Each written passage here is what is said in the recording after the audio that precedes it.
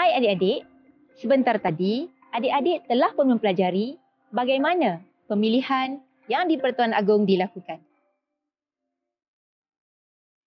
Macam mana? Menarik tak?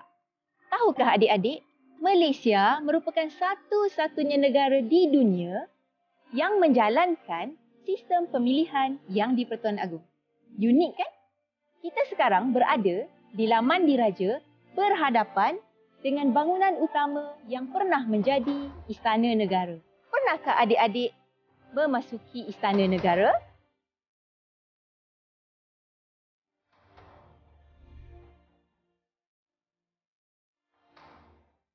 Bangunan Istana Negara lama ini telah pun ditukarkan menjadi Muzium Diraja dan ia terbuka kepada semua orang untuk datang dan melawat.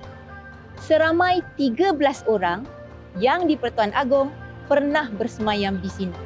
Kalau adik-adik nak tengok bagaimana rupa dan keadaan di dalam bangunan Istana Negara dahulu, jom datanglah ke Muzium Diraja.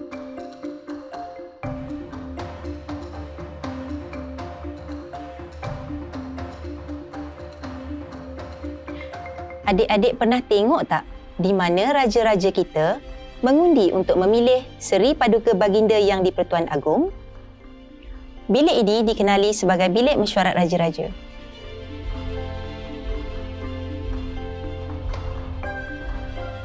Majlis Raja-Raja akan bermesyuarat sebanyak 3 atau 4 kali setahun.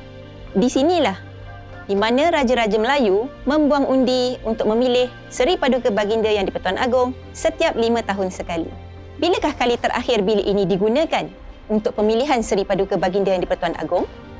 Bilik ini kali terakhir digunakan pada tahun 2011 semasa pemilihan Almarhum Sultan Abdul Halim Muazzam Shah sebagai Seri Paduka Baginda yang di Pertuan Agong ke-14.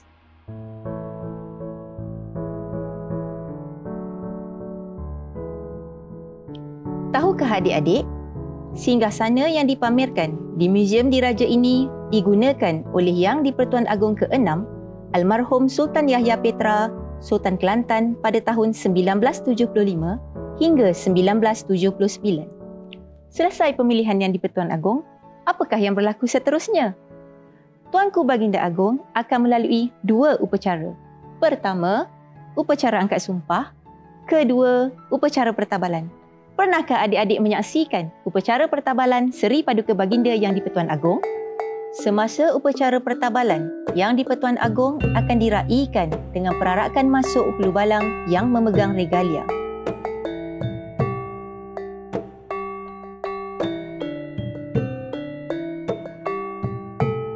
Yang di Pertuan Agong dan Permaisuri Agong akan turut memakai pakaian kebesaran untuk upacara pertabalan ini.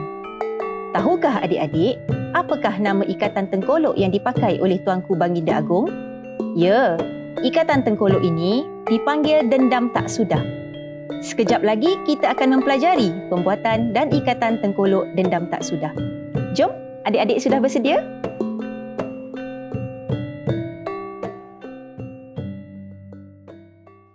Terdapat 2 proses utama dalam pembuatan tengkolok. Proses mengkanji dan proses menjahit. Dalam proses mengkanji, kanji digunakan untuk mengeraskan kain bagi mengekalkan bentuk, kekemasan dan mudah dibentuk ketika proses pembuatannya serta kekal kemas apabila dipakai. Manakala proses menjahit pula adalah dengan meletakkan kertas atau bahan keras yang akan mengekalkan bentuk kain apabila selesai ikatan dibuat. Bahan-bahan yang diperlukan untuk mengkanji adalah tepung ubi atau tepung kanji, bekas, alat untuk mengacau, air panas, air suam dan baldi. Kita akan melakukan proses kanji menggunakan kaedah yang mudah dan ringkas. Masukkan tepung ubi atau tepung kanji ke dalam bekas dan tuang air suam serta kacau. Apabila sebati, tuang bancuhan tadi ke dalam baldi dan masukkan air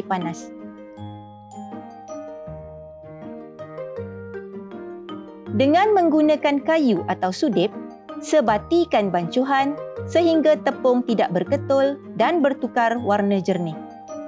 Pastikan kanji tidak terlalu cair atau terlalu pekat dan biarkan ia sejuk.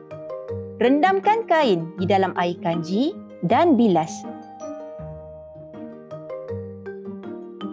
Keluarkan kain dari baldi dan lurutkan kain sehingga tiada titisan kanji yang tinggal.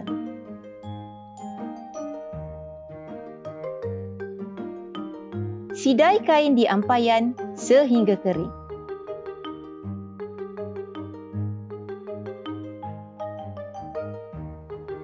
Bahan-bahan yang diperlukan untuk menjahit: kain, jarum, benang, gunting dan kertas majung.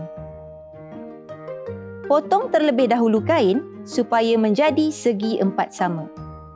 Bentangkan kain dan letakkan kertas majung yang sama saiz dengan kain di atas kain tersebut. Lipat kain bersama kertas majung membentuk segi 3. Mulakan menjahit dari bucu kain dengan teknik jahitan jelujur.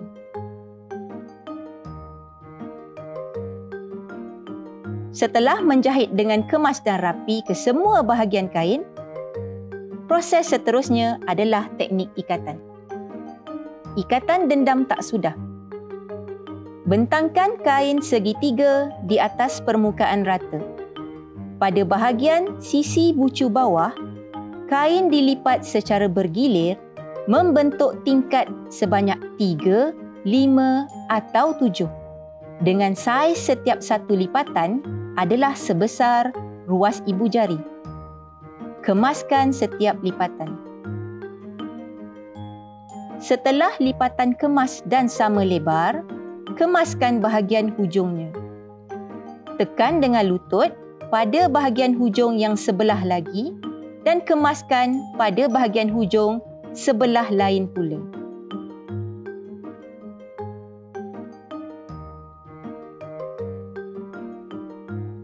Kain yang telah dikemaskan hujungnya diacukan atau diukurkan pada lutut untuk menganggar ukuran keliling kepala individu yang akan memakai tengkolok tersebut. Bahagian hujungnya dilipat ke sebelah dalam. Hujung atau pucuk atau sudut kain yang tidak berlipat itulah yang akan dibentukkan secara menegak. Setelah selesai, tumpukan di bahagian hadapan. Corakkan bentuk seperti yang ditunjukkan. Rapikan setiap lipatan.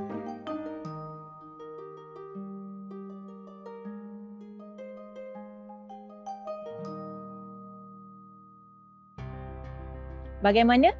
Seronok tak belajar cara pembuatan dan ikatan tengkolok dendam tak sudah? Selepas ini, bolehlah adik-adik terus berlatih agar mahir ikatan bersama guru dan rakan-rakan di sekolah. Sebenarnya, ada lebih banyak lagi ikatan dan nama tengkolok yang dipakai oleh raja-raja Melayu. Nak tahu tak nama-nama dan cara ikatannya? Nanti, ajaklah ibu, ayah, guru dan rakan-rakan untuk datang ke muzium diraja. Sehingga kita jumpa lagi. Selamat mencuba. Bye!